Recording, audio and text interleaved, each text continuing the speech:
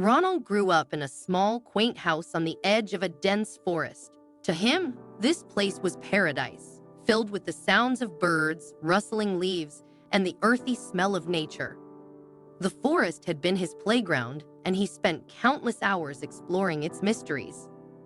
Despite the cold winters that frequently blanketed the region in snow, Ronald loved every moment he spent in the quiet wilderness. His parents had raised him in this home, and after they passed away, Ronald inherited the house. The idea of selling it never crossed his mind.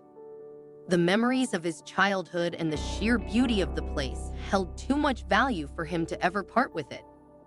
As Ronald settled into his life alone in the forest home, fate led him to meet a woman named Lucy.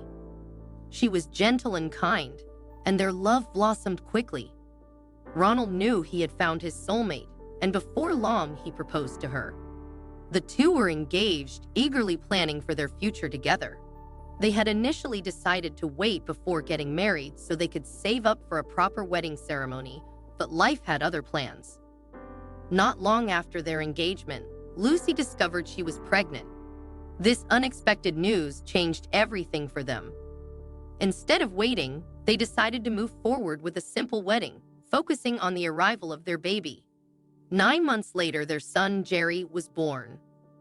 Ronald and Lucy were overjoyed by their new family and dedicated themselves to raising their son in the same forest setting that Ronald had loved as a child. Jerry grew up surrounded by nature, and just like his father, he developed a deep love for the natural world.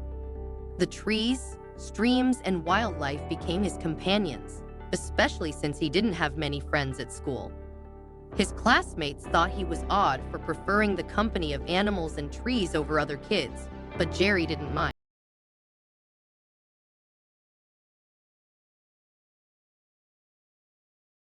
He encountered.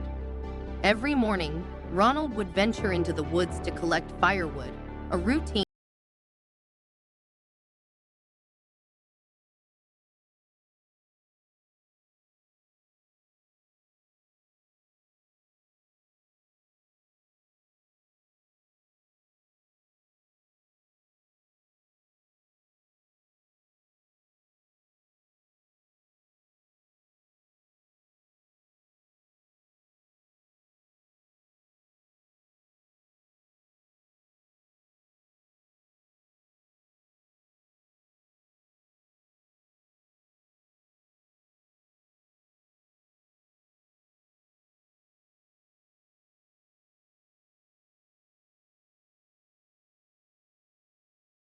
watching the animal for a moment, he noticed something else that filled him with concern.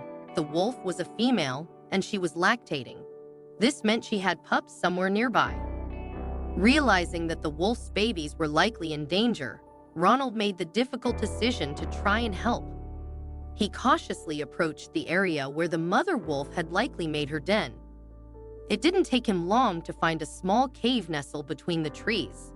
Inside, he discovered 3 tiny wolf cubs huddled together, but tragically, 2 of them had already frozen to death during the night. Only one pup remained alive, shivering from the cold and weak from hunger. Without thinking twice, Ronald scooped up the surviving cub and carried it back to the injured mother. He gently placed the cub next to her so it could nurse, hoping to give both the mother and her baby a chance. Ronald knew he needed to help them more, so he hurried back to his house to gather some food and supplies. But by the time he returned, it was too late. The mother wolf had succumbed to her injuries. She lay still, her body curled around her only remaining cub.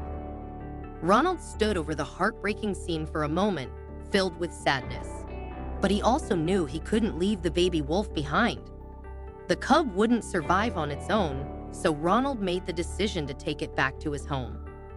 As he cradled the small, fragile creature in his arms, he thought of Jerry and how much the boy would love having a new companion. When Ronald returned home, Jerry was overjoyed to meet the baby wolf. The family decided to care for the cub as if it were their own pet, and Jerry formed an immediate bond with him. The boy named the wolf Aaron, and the two quickly became inseparable. Every day after school, Jerry would run outside to play with Aaron, and they spent countless hours exploring the woods together. Their friendship grew deeper with each passing day, and Jerry often confided in Aaron as if the wolf could understand his every word. However, as Aaron grew, it became clear that he wasn't a typical domesticated animal. His wild instincts remained strong, and his size soon made it impossible for him to continue living inside the house. Ronald and Lucy built a small shelter outside for Aaron, where he could sleep at night. Jerry didn't mind. He still spent every possible moment with his wolf friend, and the bond between them never wavered. One evening, as Jerry went outside to say goodnight to Aaron, the wolf stared at him with a strange intensity. It was as if Aaron was trying to communicate something, but Jerry couldn't understand what it was. He simply patted the wolf on the head, said goodnight, and went back inside. The next morning, when the family went outside to greet Aaron, they found his shelter empty. The wolf was gone. Hours passed, and still, there was no sign of Aaron. Jerry's heart sank as he realized what had happened. Aaron, despite their close bond, was a wild animal at heart. He had returned to the forest where he truly belonged. Jerry was devastated by the loss of his friend. To cheer him up, Ronald and Lucy brought home a new puppy for him. While Jerry appreciated the gesture and loved the little dog, no pet could ever replace Aaron in his heart. Years passed, and Jerry grew into a young man. He took on more responsibilities around the house, helping his father with chores, including collecting firewood. One winter day, while Jerry was gathering wood, he suddenly came face to face with a large wolf in the forest. The sight made his heart race. He had heard stories about wolves attacking humans, and fear gripped him as the wolf stood motionless staring at him. Before Jerry could react, two more wolves appeared from the trees surrounding him. He was trapped. Panic set in as the wolves began to close in on him. He dropped the firewood and fell to the ground, certain that these wolves were going to attack. Jerry squeezed his eyes shut, bracing himself for what he thought would be the end. But then, something unexpected happened. A fourth wolf appeared from the shadows, and instead of growling or baring its teeth, it began wagging its tail. Jerry opened his eyes and stared at the animal in disbelief. He recognized the wolf. It was Aaron.